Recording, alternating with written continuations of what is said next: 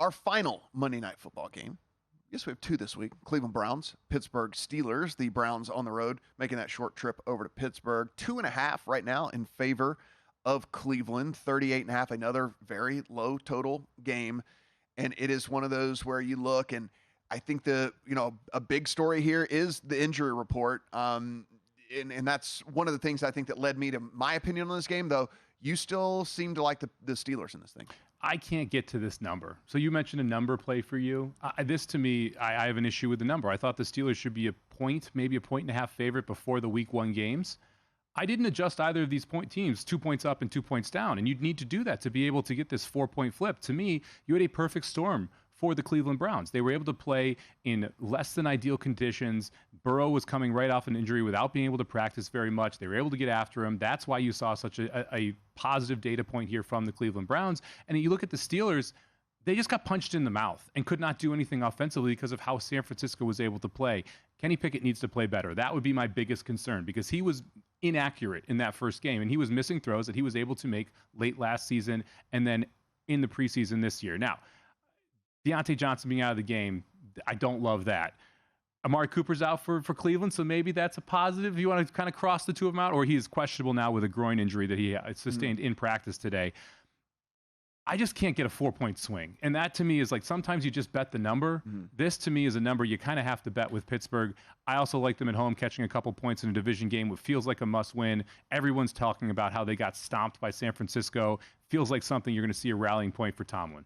Yeah, so I can go back. I kind of have the same handicap with this one that we had in a couple of other games we talked about earlier is I don't think Cleveland's going to have to score very much to win this game and cover the 2.5. I mean, I can see them I can see a world that exists in which they score 17 points in this game and easily cover because Pittsburgh can't move the ball at all. Like what we see, not having Johnson out there to me is a really, really big thing. And then on the defensive side, Hayward has to move to IR.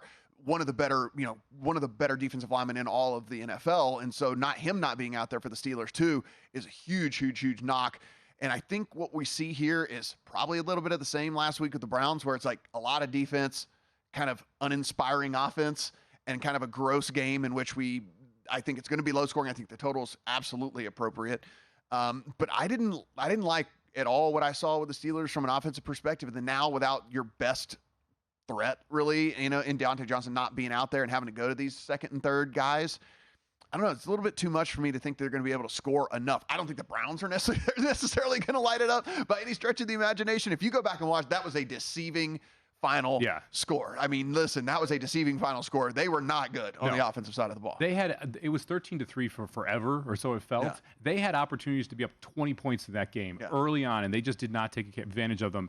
Deshaun Watson, one of the players that I've been watching because I think he is really a linchpin inside this division. If he plays well, this Cleveland team, maybe the best team in this division, he didn't play well week 1. You go back and you watch that tape, he consistently missed throws. Now, I gave Joe Burrow the excuse because of the weather. I can't not give Deshaun Watson that same excuse. However, I'm still not positive what Deshaun Watson we're going to get. If it's the one that was on the Texans 2 years ago or the one we saw from Cleveland last year. And with that gap, it's hard for me to back that type of team.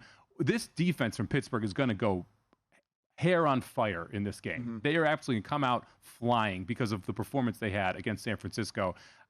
This, to me, maybe Pittsburgh first half if you don't want to play the full game, because I think you're going to see a great effort early. Yeah, it's going to be interesting. This Cleveland team is one that you and I both were a little bit higher on coming in the season, I think, than most people. I didn't get a lot of confidence from week 1 in that position that I had. That being said, I think the Steelers could be the antidote here this week, given their offensive woes and what I think it's going to look like. But very, very interesting game, and certainly one that on Monday night that we will all be watching and taking in. Go to VSiN.com/subscribe to become a VSiN Pro subscriber today.